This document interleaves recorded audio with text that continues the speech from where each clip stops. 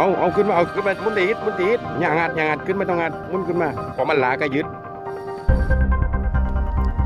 อย่างัดลูก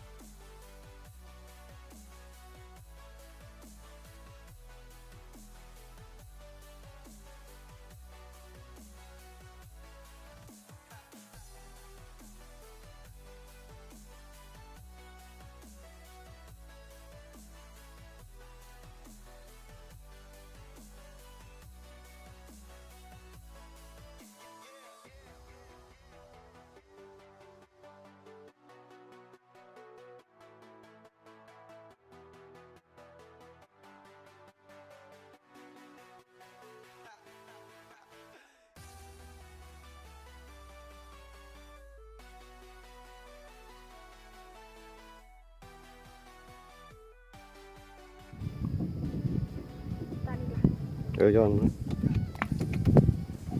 ป้าไม่ต้องเลย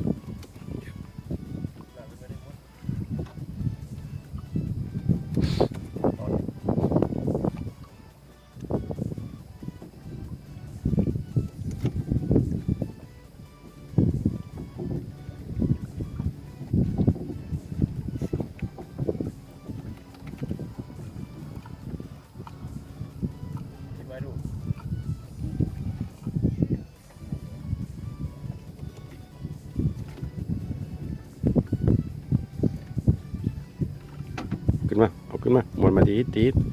ยังได้ไหมไม่รู้เดี๋ยวตอดบาลัดไม่ตัน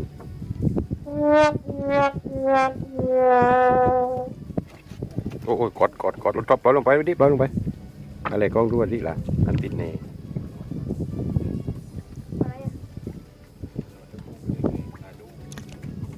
ไม่โจเลยดิ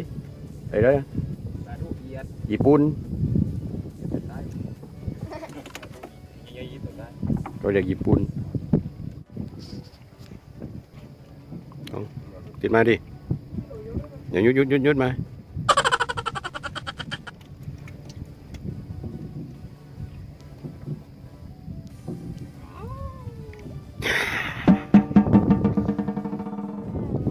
หมูรอดนะออกหมูรอดตัวเยอะเอา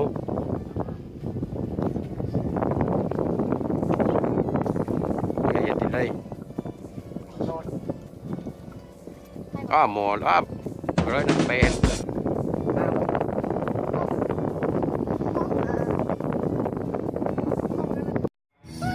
เอาขึ้นมามุนตีดอย่างัดขึ้นไม่ต้องงัดมุนขึ้นมาพอมันหลาก็ยึดไม่ปลื้อปล่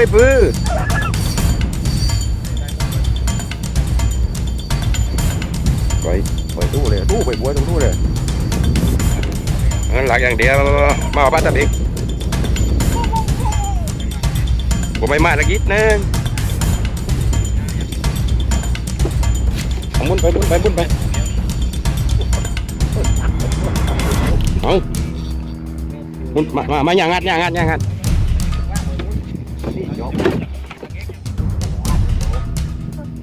เบ็ดเหล็กหน้าเบ็ดเหล็กรูดอะไร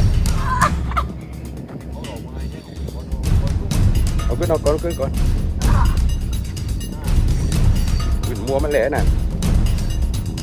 ไม่เอามาเร็วมั่งถ่ายตีก่อนเร็วเอา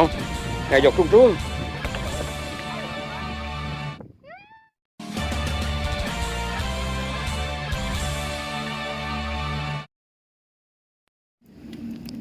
หยาดทุ่ง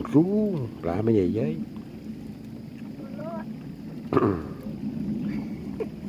เอามาจ่ายอะไรนะอะไร อะไรอ่ะ ล่ามา ล่ามา มาล่า อ่างาม มาลามา อี เย่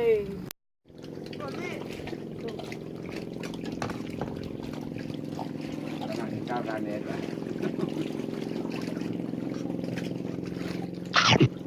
ข้าวเตียงมีอะไรบ้าง หนึ่งปลาบองไม่บอกเดี๋ยวก็ไม่ได้ใจายมีปลาเนี่ยนะปลาจริงจัง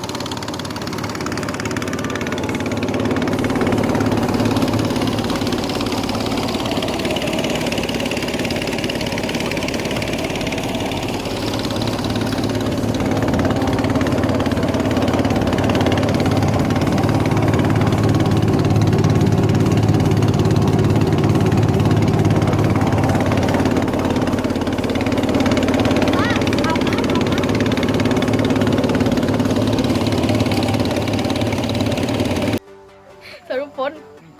นี่ อะไรได้บ้างวันนี้ นี่ตัวเล็กในชีวิตของผมเนี่ย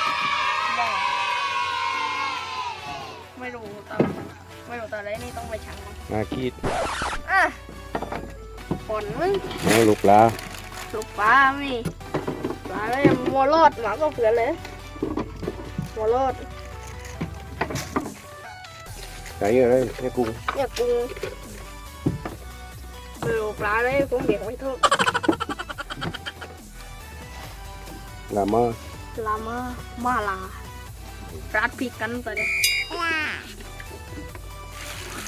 เรื่อง ลงไปกันมึง ว่าตัวนี้ไม่ตายดีอ่ะตัวหนุ่ยราปูมีราปู มีกล้วยปลากล้วย ราปู แล้วก็มีปักกล้วยอยู่นั่นเลยไม่รู้ปลาอะไรไม่รู้กันปลาอะไรปะ นี่ ปลาไปเล็ก แก้วเอาพ่อ อ่ะ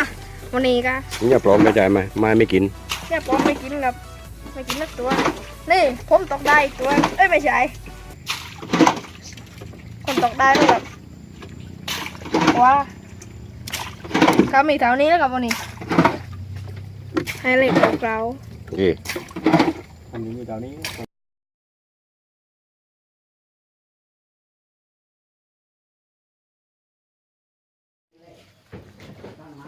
คลิปต่อไปครับ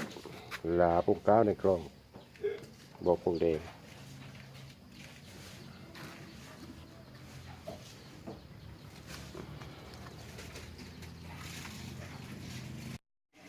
ฮะ ได้